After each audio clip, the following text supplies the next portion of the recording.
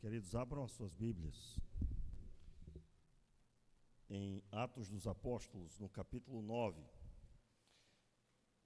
Atos dos Apóstolos, capítulo 9. Eu vou começar, de certa forma, pelo final, a fim de dar um sentido mais interessante para o aprendizado. Atos dos Apóstolos, capítulo 9, o verso 1 até o versículo 6. Amém?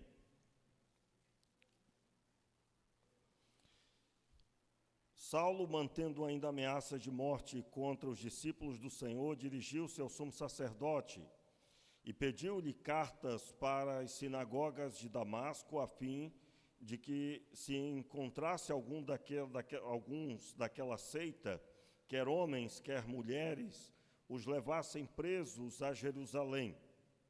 Aproximando-se ele de Damasco, na sua viagem, de repente, o cercou um resplendor de luz do céu.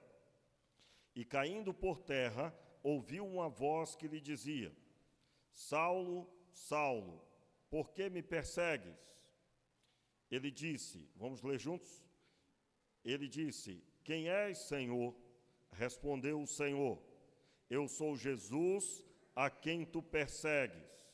Agora, levanta-te, entra na cidade, lá te será dito o que te convém fazer.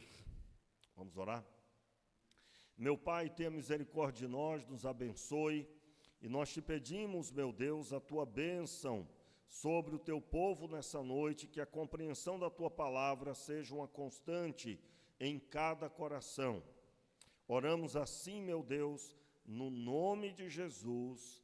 Amém e amém. Meus irmãos, eu quero dar ênfase nesse texto, uma compreensão. Na quarta-feira, eu falava sobre um assunto importante no texto de 1 Samuel, no capítulo 17. Nós estamos já há um tempo ministrando sobre como Deus vê os jovens e como, é claro, Deus deseja que nós nos empenhemos na visão de Deus com a juventude. E eu gostaria de destacar no texto que eu acabei de ler um princípio. Eu falei na quarta-feira que o Antigo e o Novo Testamento são a mesma coisa, no sentido de que, tanto na aliança do Antigo Testamento como na aliança do Novo, as mesmas informações existem. Quais são? Nas duas alianças, Deus ama os homens, ama o pecador. Ele ama o pecador, não ama o pecado, mas ele ama o pecador e deseja se relacionar com ele. Para isso, ele proveu o caminho para esse relacionamento. Tanto no Antigo como no Novo, o homem é pecador e necessitado de Deus. Somente em Deus o homem pode encontrar o caminho. Então, quando nós observamos com essa ótica, nós podemos, então, observar a Bíblia com um olhar tranquilo e abençoador, pois essa mensagem é a mensagem central da Bíblia. Deus ama o homem que Ele criou, e Ele tem interesse de se relacionar, mas para que esse relacionamento aconteça, não é de qualquer jeito, não é do jeito do homem, não é da forma que alguém acha que é, mas é da forma que o próprio Deus delineou, desenhou, proveu. Amém, queridos? E esse pensamento está aqui nesse texto. Saulo era uma pessoa contrária à igreja, ele perseguia os cristãos. E, de repente, ele que era contrário ao cristianismo, ele recebe o impacto daquele o qual ele perseguia. O texto da palavra declara, então, que ele ouve a voz, no verso 4, e caindo por terra, ouviu a voz que lhe dizia: Saulo, Saulo, por que me persegues? Note, Saulo perseguia a igreja e prendia a todos o que encontrasse. Mas quando Jesus se revela a ele, Jesus profere não que ele estava perseguindo os cristãos, mas que ele estava perseguindo o próprio Jesus. Vou repetir as palavras: Saulo, Saulo, por que me persegues? Ele disse: quem és, Senhor? Note que ele chama de Senhor até porque o resplendor da glória, a manifestação da luz, era meio-dia em ponto, meio-dia, sol a todo vapor, e se deu um clarão sobre ele, ao ponto que ele cai de seu cavalo, ou seu camelo. A Bíblia não narra, mas ele caiu. E diz o texto que quem és, Senhor?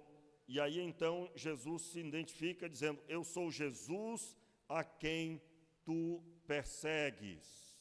Eu sou Jesus a quem tu persegues. Mais uma vez, eu quero trazer aqui essa percepção do texto. Quando ele perseguia a igreja, afrontava a igreja, prendia os cristãos, ele estava se levantando contra o próprio Jesus Cristo. E Jesus toma de conta ele em suas mãos, derrubando-o do seu cavalo, lidando com ele com ímpeto, de forma que inclusive já ordena a ele que ele vai mudar a sua agenda. O próprio Jesus diz: agora levanta-te e entra na cidade, e lá te será dito o que te convém fazer. Este homem que estava acostumado a ordenar o que deveria ser feito, ele era uma autoridade judaica, ele agora ouve que ele vai ficar quieto e vai esperar as instruções, mas que ele deve permanecer na cidade.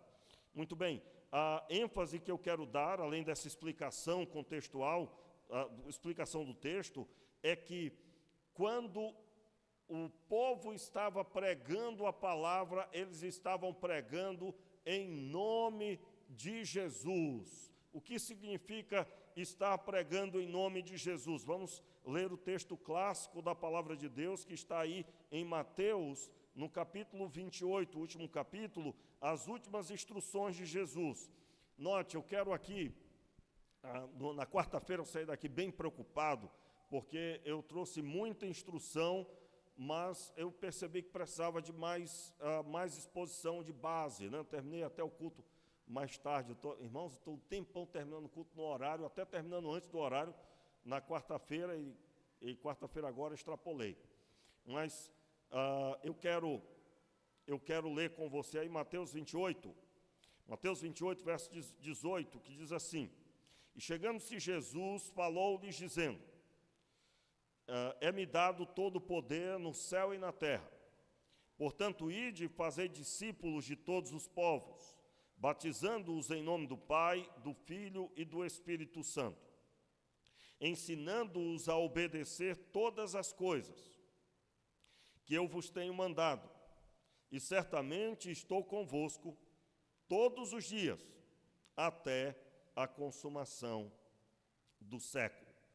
Veja, o texto diz que eles recebem a missão: agora ide por todas as nações e pregai o evangelho a toda criatura, fazei discípulos, ensinando-os a guardar todas as coisas que eu vos tenho mandado. O verso 20, ensinando-os a obedecer todas as coisas que eu vos tenho mandado. Ou seja, Jesus passou 3 anos e meio com os discípulos, e agora ele estava dizendo: tudo que eu fiz com vocês, vocês vão fazer com as pessoas. Qual é o mistério do cristianismo? O cristianismo não é uma doutrina a ser lida. O cristianismo não é uma junção de muitos dogmas, de muitas instruções que você deve repetir e dizer: agora eu sei o que é o cristianismo. Não. O cristianismo, ele é oriundo de uma pessoa, e esta pessoa é o Verbo vivo, é a palavra que se fez carne, é aquele que veio e que não havia nada semelhante a ele. O Filho que veio ao mundo, ele era o unigênito do Pai, o único Filho, nada se comparava a ele. Deus deu o seu único Filho. E então, o próprio evangelista João, ele declara: e nós vimos a sua glória, a glória como do unigênito do Pai, cheio de graça e de verdade. Então, quando Jesus ordena aos discípulos, estava ordenando o quê? Tudo que vocês receberam de mim, agora vocês vão passar às outras pessoas. Tudo que vocês receberam, vocês vão passar às outras pessoas. Aqui não tinha texto escrito. Não havia ainda o próprio texto de Mateus. Não havia ainda nenhuma passagem bíblica escrita do Novo Testamento. Esta fala de Jesus foi a palavra dita quando ele estava por espaço de 40 dias após a ressurreição. Você deve se recordar, Jesus nasceu, esperou até os 30 anos, e aos 30 anos de idade ele começou seu ministério. Por aproximadamente 3 anos e meio, ele ministrou a palavra aos homens, em especial 12 discípulos. Os 12 discípulos agora estavam recebendo a instrução. No caso aqui havia 11 somente, você já conhece a história. Eles então recebem a instrução. O que eles receberam foi o relacionamento com Deus que contemplaram no Filho. Quando Jesus veio estar com os discípulos, ele estava vivendo junto deles o relacionamento com Deus. E ele estava instruindo os discípulos de como eles deveriam fazer, para também se relacionar com o Senhor. O que é o cristianismo? É a restauração do relacionamento com Deus. Deus restaurou o relacionamento dos homens com Ele. E Ele proveu essa restauração, enviando o seu Filho. Quando você, eu repito isso toda vez mesmo, meus irmãos, e o objetivo é treinar você. Todas as vezes que você vê alguém colocando a responsabilidade em Deus, dizendo que Deus esqueceu esse mundo, que o mundo está perdido do jeito que está porque Deus não está nem aí para ele, ou então ele não existe, faça essa explanação à pessoa. Deus é tão responsável pelo mundo, que Ele enviou o seu Filho, e antes de enviá-lo, Ele providenciou o caminho para que Ele viesse, e de geração em geração, seu nome é levantado. Quando eu me converti, eu ouvi que o livro mais lido na época, faz 33 anos isso, o livro mais lido na época que eu me converti, há 33 anos atrás, o livro mais lido depois da Bíblia era o livro E o Vento Levou. Os que têm aí mais de 40 anos talvez lembram de ter ouvido a respeito desse filme. Alguém viu? É um livro que se tornou filme. Não é? Você pergunta para os jovens de hoje, ninguém viu não. Não é? Ninguém viu. Alguém viu porque procurou, de alguma forma teve acesso. Mas é um filme antigo e o livro foi mais lido do que o filme visto, pode acreditar. É bem longo o filme, o livro também bem espesso. Mas era, na minha época que eu me converti, o livro mais lido depois da Bíblia, 33 anos depois. Ele já não existe mais nem no ranking dos livros lidos. Agora, por quê? O autor morreu, meu irmão. O autor morreu, e ainda que alguém fomente este livro, não há a mesma estrutura de divulgação. Sabe qual é a estrutura de divulgação da Bíblia? Todo aquele que lê é conduzido a crer nas histórias, porque o autor do livro está vivo e bem presente em todos os lugares. Nos lugares mais difíceis de ler a Bíblia, mas uma pessoa, se tiver um pedacinho dela, o Deus vivo e verdadeiro que está em todos os lugares, estará lá dizendo: tudo isso que você está lendo é verdade. O Espírito de Deus testifica de Jesus. Então, nós recebemos essa mensagem. Ela é muito mais do que um texto escrito. Esse texto saltou do papel e entrou em nossos corações. E, mediante o mover do Espírito Santo, tudo isso se torna realidade em cada vida. Por isso que é o livro mais lido e nunca jamais será esquecido. Um homem ateu muito famoso um dia disse, o nome dele era Voltaire, ele disse em seu leito de morte, ele era ateu e ele entendia que o homem, ele era na sua maioria, era fraco, tanto é que precisava de uma religião. E ele disse, olha, o homem vai evoluir e chegará uma evolução tal que não existirá mais necessidade de religião. Conta a história deste homem, que aonde ele morreu e proferiu essa palavra, mais tarde fora vendido, se tornou uma fábrica que foi comprada por uma instituição religiosa e se tornou a fábrica que produz o maior número de Bíblias até hoje, para todo o mundo, foi constituído naquele terreno que foi proferido isso.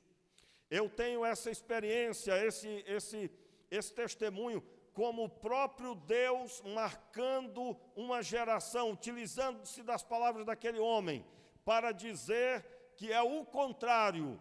Cada dia que passa, mais pessoas têm contato com Deus e sua palavra, e Ele se faz Senhor, e não importa o que o homem declare, a voz de Deus é mais potente e definitiva. Muito bem, então, diante dessa fala, voltando aí para Mateus, verso 20, ensinando-os a obedecer todas as coisas que eu vos tenho mandado. E certamente estou convosco todos os dias até a consumação do século. Agora eu quero destacar, esta mensagem dele não são palavras a serem lidas para as pessoas, mas são, em primeiro lugar, são palavras vividas e então ministradas às outras pessoas. Como assim? Espera-se que você tenha entendido o modelo. Qual é o modelo? Cristo está em mim, e o que eu falo é o que eu tenho visto e ouvido.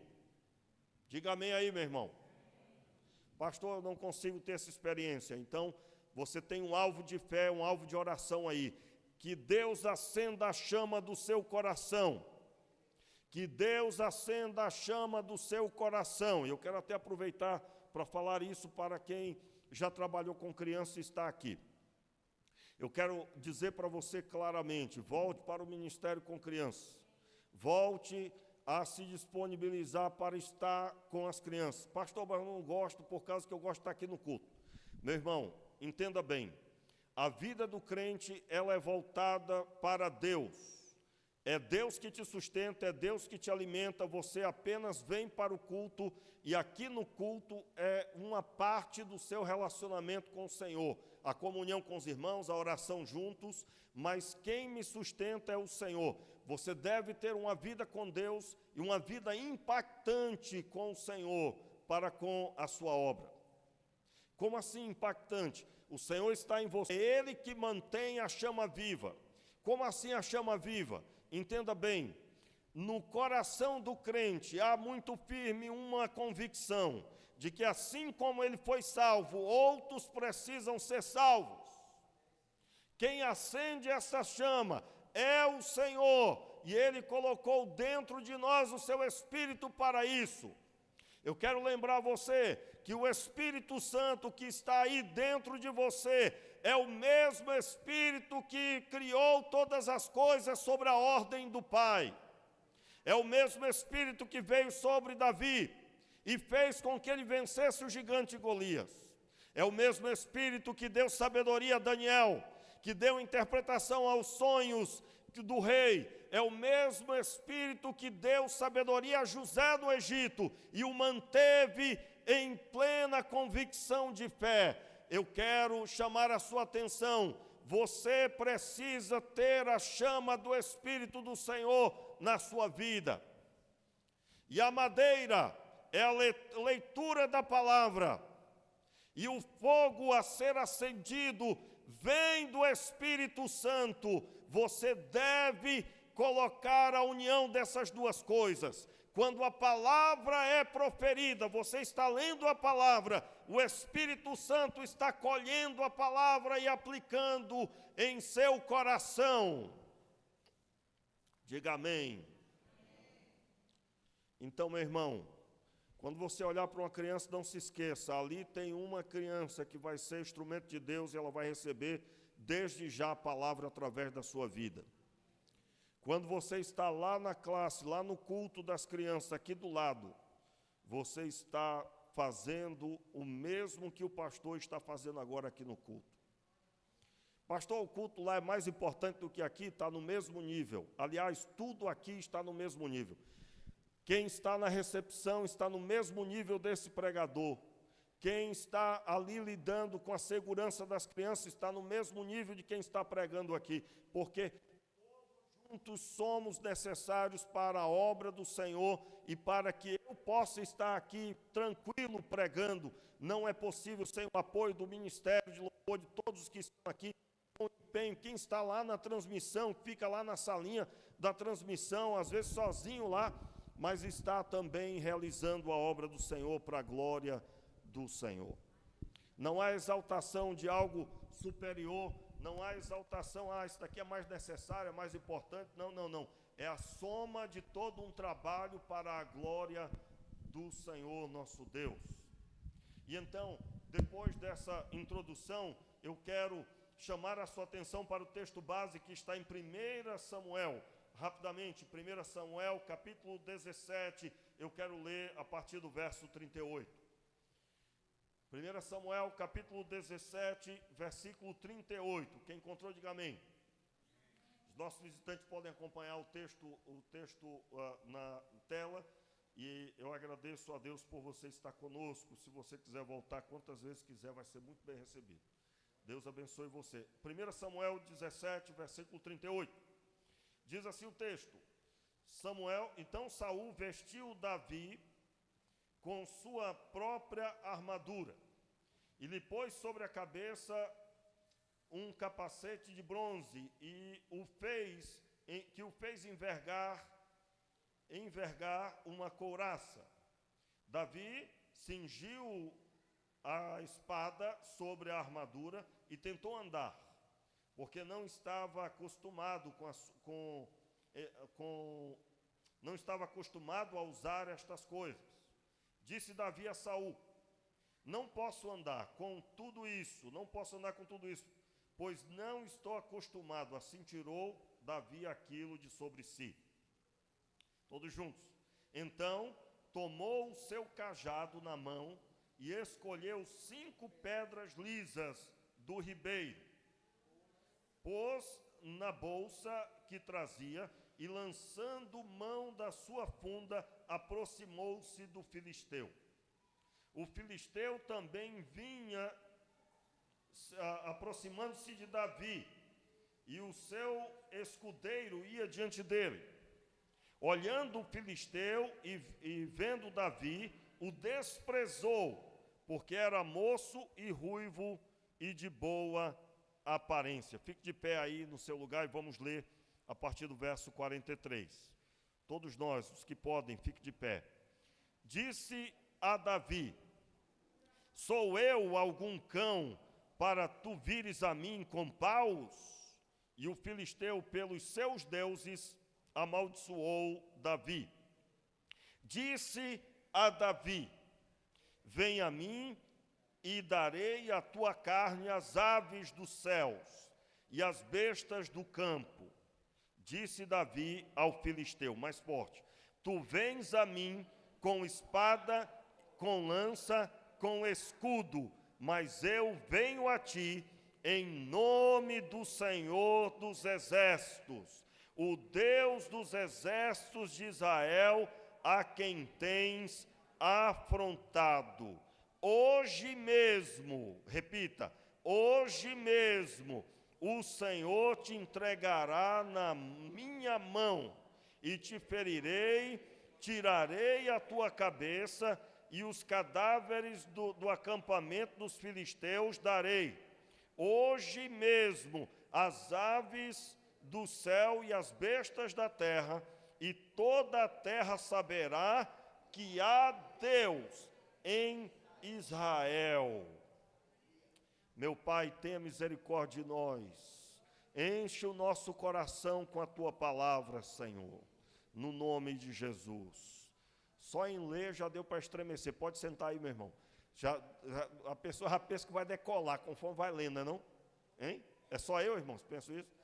A gente vai lendo assim o texto, parece que, meu Deus, não é? Por quê? Porque esse texto é um dos textos que o Senhor quer comunicar conosco algo extraordinário. Muito bem, o texto da palavra de Deus narra então a mesma coisa do Novo Testamento. Quem notou, irmãos, a mesma coisa? Quem notou? Quem notou? Só algumas pessoas notaram. Porque eu li Atos dos Apóstolos. Lá o Senhor defendeu o povo. O Senhor defendeu o povo que era chamado a igreja. A igreja do Senhor foi defendida. O próprio Jesus se manifestou dizendo: ei, por que você está fazendo isso comigo? Por que você está se levantando contra mim? Quem se levantava contra aqueles cristãos que estavam fazendo o que diz Mateus 28.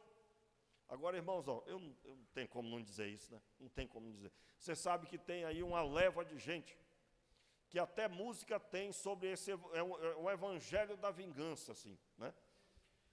Tem até música dizendo que aqueles que não acreditaram, aqueles que não me honraram, vão ter que aceitar depois. Tem música, irmãos, falando sobre esse tipo de coisa.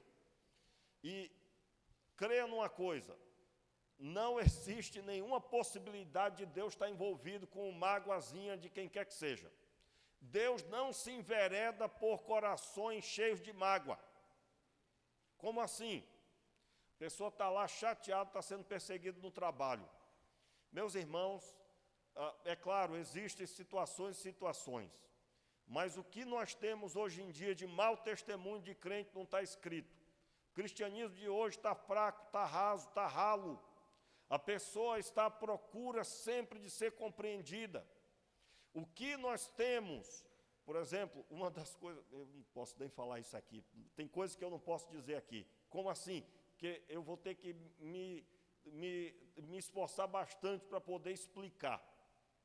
Mas o que tem de vergonha nessa geração, dado a conduta cristã que só pensa em si mesmo, o que tem de crentes que não dão testemunho, não chegam no horário do trabalho, não zelam pelo que recebem, que no começo querem o trabalho e estão pedindo misericórdia, mas depois que estão trabalhando, olham para o salário e desprezam o salário. Irmãos, isso é um número grande.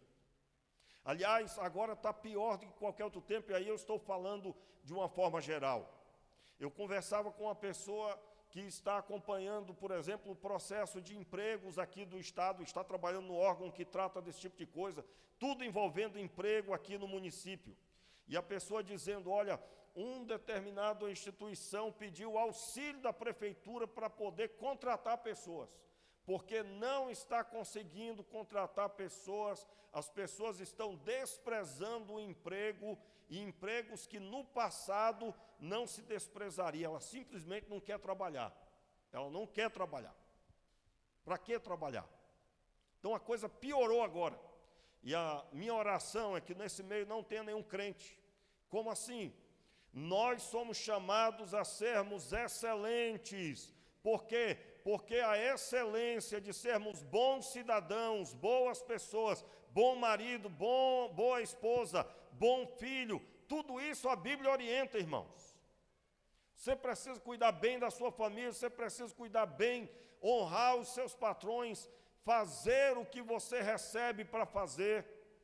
Quando você recebe o salário, há um contrato ali, há um combinado entre as duas partes. E que você, servo de Deus, seja excelente, de forma que neste meio, onde há tantos que estão desprezando o trabalho, você se torne uma pessoa notada, e alguém, quando vier perguntar, você dirá: eu tenho a Cristo como Senhor da minha vida, e Ele me orienta que eu devo ser aqui uma pessoa zelosa, e principalmente porque, no caso, vocês não conhecem a Ele ainda. E aí eu estou traduzindo em palavras mais comuns. Nós estamos vivendo tempos difíceis, meus queridos. E então, nós precisamos nos conscientizar de que esse cristianismo, essa conduta do crente que o Senhor Jesus se levanta para proteger, é a conduta de quem vive envolvido com a obra do reino. Você lembra das duas coisas mais importantes que Deus tem? Quem lembra aí, levanta a mão e diga amém. Pouca gente levanta, eu vou dizer mais alguns anos, né? Quais são as duas coisas que Deus tem por importantes? A primeira delas foi salvar você, Ele salvou. E a segunda mais importante é usar você para salvar outras pessoas. Através dessa fala, que não está escrito na Bíblia com essas palavras, mas está na doutrina, porque aquele que Ele chama, Ele convida agora a ir por todo mundo. E essa parte do mundo é que o Senhor nos confiou, porque é aqui que eu moro. Diga amém, eu recebo essa responsabilidade. Então, o que é que eu vou fazer? Eu vou primeiro compreender, se eu precisar me consertar, eu vou me consertar. Senhor, tem misericórdia. Tenho sido até aqui um crente de qualquer jeito, mas eu me conserto agora. E eu me arrependo de ter conduzido a minha vida do meu jeito. E agora recebo em nome de Jesus a Tua palavra na minha vida. Por quê, meus irmãos? Porque na semelhança de Davi, Davi deixou claro aqui, veja a diferença. O povo de Israel estava sendo envergonhado e por espaço de 40 dias foi envergonhado pelo gigante Golias e os filisteus. Mas esse garoto, que deveria ter entre 14 e 17 anos, ele sabia que a vitória do povo não estava ligada ao tamanho do gigante, não estava ligado a qualquer homem daquele exército, não estava ligado àquela lança enorme e aquela espada e escudo que ele tinha, o capacete, tudo dele era muito grande, a sua armadura indumentária era gigantesca, que ela é listada, inclusive, no texto anterior. Mas aquele gigante não era nada comparado com o poder de Deus. E aí eu quero já deixar claro para você, nós precisamos dessa realidade espiritual. Qual é a realidade, pastor? Preste bem atenção, você já notou que quando você está lá, às vezes com a gripe, está lá com a coisa ínfima, você fica talvez dizendo, como que eu vou ser abençoado? Porque você está sentindo a dor, talvez uma dor de cabeça enorme, você até esquece que você pode orar por você mesmo e ser abençoado. Por que que há essa dificuldade? Porque aquilo que nós sentimos de negativo, às vezes, preenche muito mais. E a fé, irmãos, não é ligada ao que estamos sentindo, não é ligada ao que estamos vendo, mas é o que cremos. Eu creio.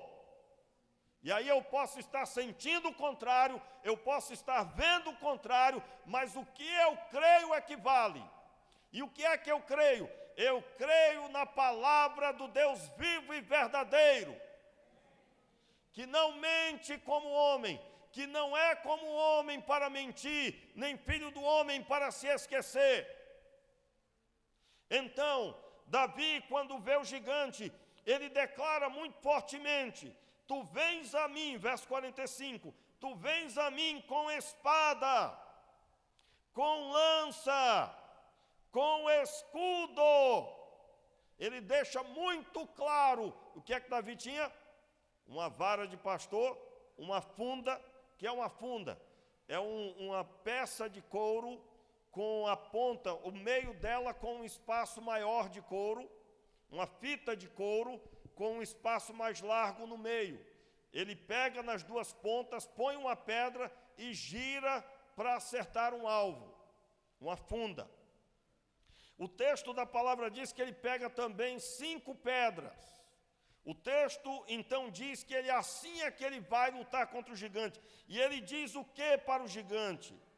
Ele diz claramente, tu vens a mim com pedra, aliás, com espada, com lança, com escudo, mas eu venho a ti em nome do Senhor dos exércitos. Note aqui, irmãos, por que eu comecei do final? Eu ia ler no final o texto de Atos dos Apóstolos. Nessa hora, muita gente fica assim, meu Deus do céu, o homem está no Antigo Testamento e agora pulou para o Novo Testamento, como é possível? Aí eu fiz aqui uma explicação básica para você do Novo Testamento, e eu estou fundamentando que no Antigo Testamento acontece a mesma coisa. Davi sabia que ir em nome de Deus é que é a ponte para a vitória. Quem é que vai dar a vitória? O fato dele ir em nome do Senhor. No Novo Testamento, quais são as palavras? João capítulo 14, Jesus disse: tudo o que pedisdes em meu nome, o Pai concederá. Quando nós olhamos para o Novo Testamento, as palavras de Paulo sobre os cristãos, como é que ele chama os cristãos? Ele diz que nós somos embaixadores e que nós rogamos em nome do Senhor que os homens se reconciliem com Deus. A fala em nome do Senhor significa que nós representamos o Senhor. Por isso, meus irmãos, eu nunca me esqueço disso. Eu era seminarista, né? E a igreja que eu era seminarista, todo ano fechava a rua da igreja, botava um palanque enorme, e era ali 3 dias de atividades. E eu me lembro que esperava-se o prefeito naquele dia, no sábado, esperava-se o prefeito ali. O prefeito mandou um representante. Meus irmãos, o representante chegou completamente avesso do que se esperava, até alcoolizado estava. Ele estava, eu não vou falar tudo que aconteceu lá, mas ele estava alcoolizado. E ele se apresentou como representante do prefeito, e era mesmo. Meus irmãos, aquilo causou um mal-estar, porque não se vai para uma igreja daquela forma, principalmente representando o prefeito. E aquilo serviu para nós entendermos, nós crentes, muitas vezes nós estamos em nome do Senhor fora da visão. Verdade ou não é? Verdade ou não é? Ou você tem 2 asinhas e anda voando para todo lado? Hein? Quem aqui é perfeito? Levanta a mão. Todo mundo aqui tem uma luta em alguma área que tem que vigiar. É ou não é? Sim ou não? Uns mais, outros menos. Talvez a área que você tem que vigiar, o outro do lado não tem nenhum problema com isso. Talvez é uma coisa ínfima, mas você destrói a sua vida espiritual e não consegue nem voltar para os eixos só depois de alguns dias você volta para os eixos de novo. Meu irmão, em nome de Jesus, não se esqueça, você foi chamado na semelhança de Davi, de olhar para as circunstâncias, as situações, as afrontas, as vergonhas, as coisas que as trevas estão fazendo, e você se levantar em nome do Senhor, e foi com preço caro que Ele comprou esse direito. E Ele deu a você esse direito. Que direito? De, em nome do Senhor, proclamar a mensagem do Senhor. Nesse exato momento, nós temos uma infinidade de pessoas que estão morrendo sem conhecer a Cristo, e muitas vezes próximos de nós. Nós temos nesse exato momento pessoas que estão vivendo experiências destruidoras no escuro de seus quartos, tomados pela tristeza, pela depressão. Aliás, irmãos, nesse tempo agora nós estamos vivendo um tempo diferente. É uma tristeza profunda que muitas vezes a pessoa está no meio das pessoas, mas ela está ali com ânsia de morte. E nós, em nome de Deus, fomos chamados para proclamar a vitória do Senhor estabelecida aqui no nosso tempo, na nossa geração. É o Evangelho chegando a essa família. Na época de Davi, havia batalhas sendo traçadas, e aqui não era diferente. Ele se levanta, mas se levanta em nome do Senhor. E você já conhece o final dessa história, se cumpriu as palavras de Davi. Hoje mesmo o Senhor te entregará nas minhas mãos. As aves dos céus comerão não só você, mas também os exércitos, os filisteus. Sim, meus irmãos, se cumpriu a palavra naquele dia. E eu quero nessa hora chamar a sua atenção para esse posto que foi gerado na cruz do Calvário. Você representa o Senhor aonde você vai. Se você entendeu a mensagem, se você entendeu que o mais caro que Ele veio buscar são pessoas, e Ele te colocou, talvez você está desse jeito: pastor, o senhor não conhece minha família, pastor, o senhor não sabe, o senhor não tem ideia. Então, para mim, quando um determinado familiar meu morrer, aliás, não morreu ainda, porque eu creio que o diabo está até com medo dele morrer, chegar lá e pegar lugar. Tão ruim, né? Vai que a pessoa tenha uma fala dessa, às vezes nem é. Às vezes quem está falando é que é ruim. Ou você nunca viu isso? Você nunca viu. Só tem isso lá na minha família, lá no Acre, hein? Aliás, meu irmão, toda família tem uma parte que aperta. Toda família. Na minha família tem uns que já partiram. Você não honra pai e mãe, os dias serão curtos. O que eu já vi de problema na minha família, meu Deus. Eu fui resolvido. Resolveu como? Me converti. Já disse aqui, se Deus não me salva, eu não teria vivido, eu estava na lista. Então, até hoje, o que é que o Senhor deseja fazer? Ele deseja que você, que foi chamado para representá-lo, pregando o Evangelho, tome o assento do posto. Por quê? Porque os dias são maus, porque o tempo está se findando, Jesus está às portas, nós estamos vendo o mal proliferar. Meus irmãos, eu me lembro quando eu assumi aqui, os que estão comigo aqui desde o começo, eu dizia, meus irmãos, está vindo por aí um tempo que o rabo vai balançar o cachorro, e o poste vai fazer do cachorro. Quem lembra aqui, quando eu dizia isso? Já está ou não está? Já está. Me lembro, eu tinha 9 anos de idade, eu já estava ganhando algum dinheiro. Minha mãe dizia, meu filho, vá ajudar seus irmãos. Fique lá mesmo fazendo raiva, mas fique. E eu fazia uma raiva doida. Pense numa raiva que eu fazia. Mas o que livrava é que eu obedecia assim o mais velho. Então, meu irmão mais velho falava e eu dava um tempinho. Meus irmãos, uma vez eu fui ajudar meu pai, eu queria ir na pescaria com meu pai.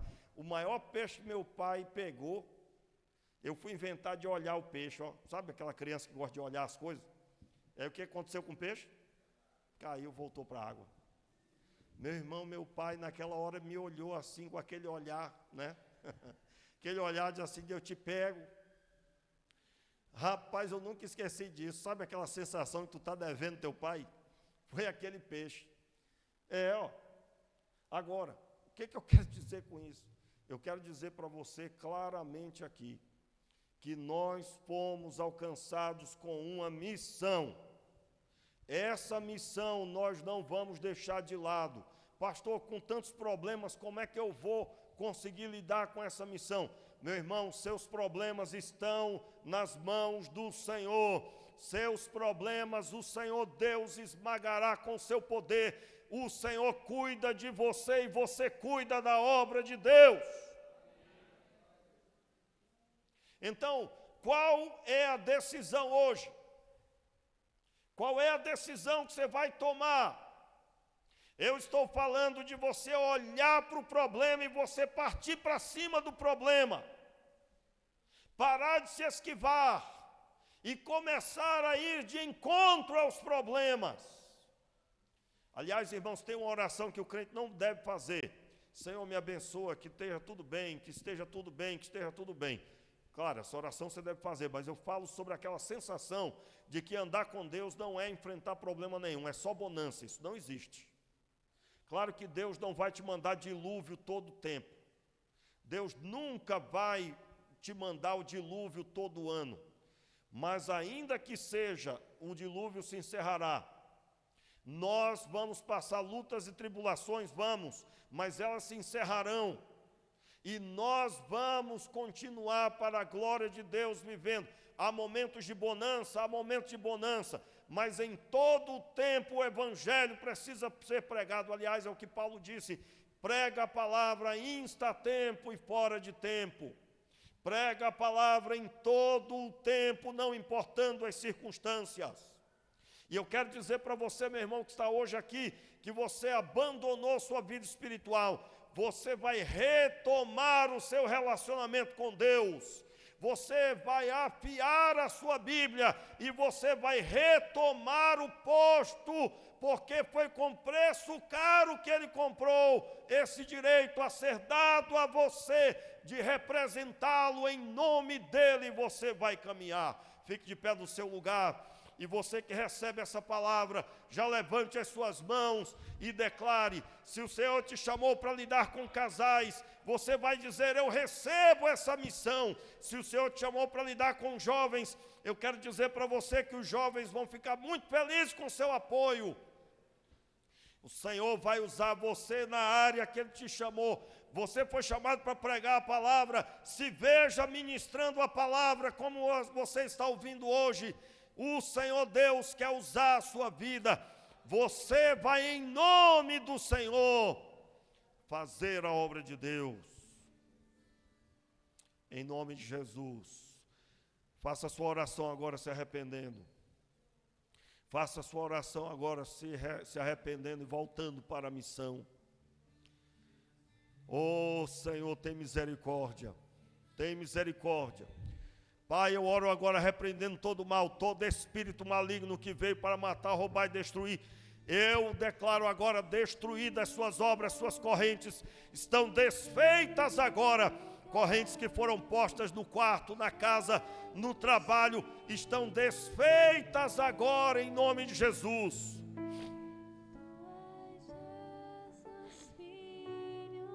Seja agora a unção do Senhor sobre a sua vida.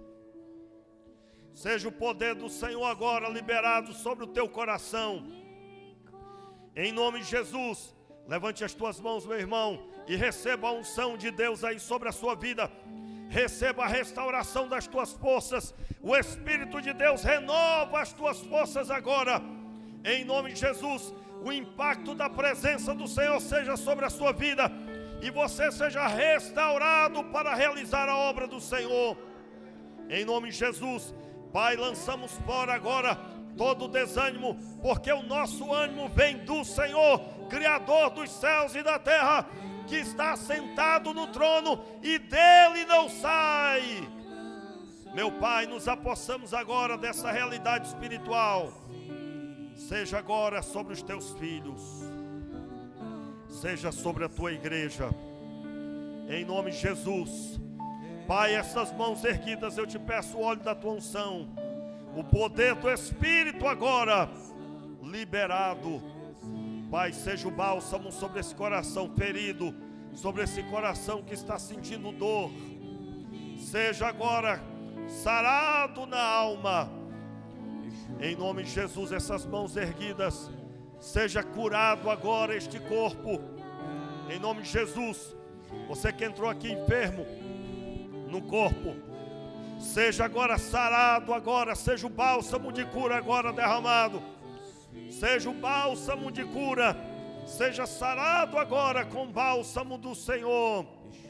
Seja sarado toda dor, toda perturbação, toda situação de saúde, seja agora sarada agora. Toda enfermidade bata em retirada, e seja então a saúde implantada, em nome de Jesus, em nome de Jesus, aleluia.